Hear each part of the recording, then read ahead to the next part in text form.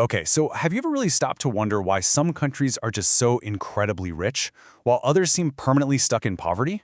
I mean, it's got to be one of the biggest, most important questions out there. Today, we are diving into the really powerful answer laid out in the book, Why Nations Fail.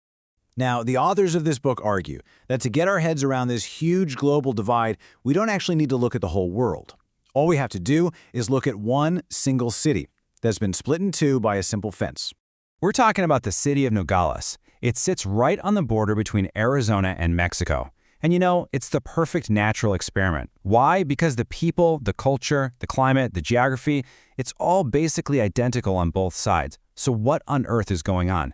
How can life be a world apart just by stepping a few feet across the line? I mean, just look at this. The differences are absolutely staggering. In Nogales, Arizona, the average family pulls in about $30,000 a year. A few feet away, in Nogales, Sonora, it's a third of that. And public services? You've got law and order on one side and high crime with roads in terrible condition on the other. A stable democracy versus one that's, well, much more fragile. So if it's not the people, and it's not the culture, and it's not the geography, what could possibly explain this? And here it is. The book's big answer is actually surprisingly simple.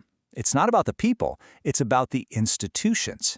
The rules, the laws, the whole system that governs each side. It's those institutions that create totally different incentives for people. And that right there is what explains the massive gap in wealth. But okay, before we really dig into what these institutions actually look like, the authors want to take a minute to knock down a few popular ideas about poverty that, as they argue, just don't hold up. Probably the most common one you've heard is the geography hypothesis. The basic idea is that tropical countries are poor because it's too hot, or the diseases are worse, or the land isn't good for farming. And you know, on the surface, it kind of makes sense. But here's the thing. History tells a totally different story. Go back 500 years. Where were the wealthiest civilizations in the Americas? The Aztecs, the Incas, they were all in the tropics. North America, by comparison, was much poorer. Over the centuries, we've seen a complete, what they call, reversal of fortune. So geography can't be destiny. It just doesn't explain this massive flip. So if it wasn't geography, then where did these radically different institutions come from? Well, the authors trace it all the way back to the start of European colonization, where two very different blueprints for building a society were laid down. Okay, think about it like this. When the Spanish conquistadors arrived in Latin America, they found what they were looking for: gold, silver, and huge, dense populations. So they immediately set up these systems of forced labor, like the encomienda and the mita, basically to enslave the local population and extract all that wealth. But when the English landed in North America, well, they didn't find any of that. Their plan to just copy the Spanish model was a complete and utter failure.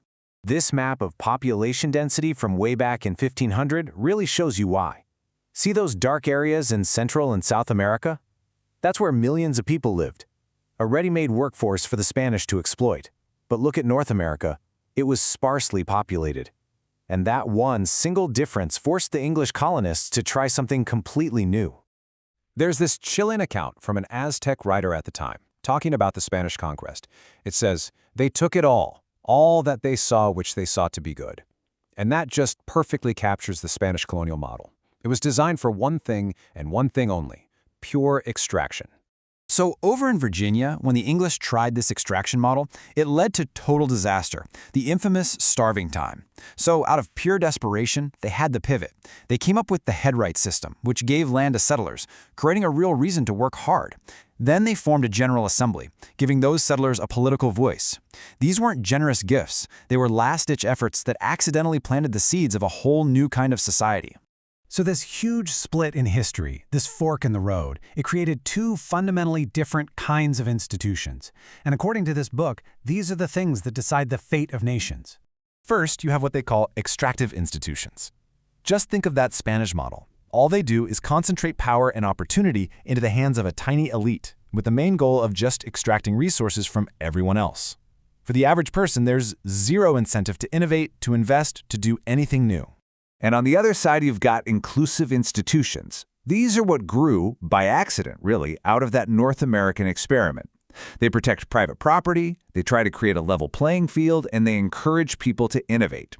They let everyone, or at least a much broader slice of society, participate in the economy and actually benefit from it. And this kicks off with the author's call a virtuous circle. It's a powerful feedback loop. It starts with political inclusion, giving people a say. That leads to inclusive economic rules, which then creates widespread prosperity. And once people have wealth and political power, you better believe they're going to fight to protect and even expand those inclusive institutions. It just keeps building on itself. Extractive institutions, well, they do the exact opposite. They create a vicious circle. The elite use their political power to rig the economy so that all the money flows to them. This wealth then makes them even more powerful politically, which makes it basically impossible for anyone else to get ahead. The country just gets trapped in this endless cycle of extraction and poverty. Okay, so how does this historical legacy actually play out in the 21st century? Let's look at a modern-day comparison that just perfectly highlights the difference between these two systems in action. So let's compare two famous billionaires, Bill Gates in the US and Carlos Slim in Mexico. Gates got rich through technological innovation, competing in a pretty inclusive market. In fact, the system was so inclusive that the US government actually sued him to limit his monopoly power. Slim, on the other hand, got rich in an extractive system. He used his political connections to buy a state-owned telephone monopoly, and then he used his power to crush any real competition. Two billionaires, two totally different paths to wealth. And this brings us right back to where we started, in Nogales. Suddenly, the mystery of defense. It isn't a mystery at all, is it? That line in the sand doesn't separate two different kinds of people or two different climates. It separates two different sets of rules. It separates two completely different worlds of incentives and opportunities. So, if institutions really are the answer, well, that leaves us with the hardest question of all. The elites who benefit from these broken, extractive systems have every single reason to keep them exactly as they are. So how can a society ever break free from that vicious circle and build a more inclusive future? According to the authors, that political struggle, that is the most important fight there is.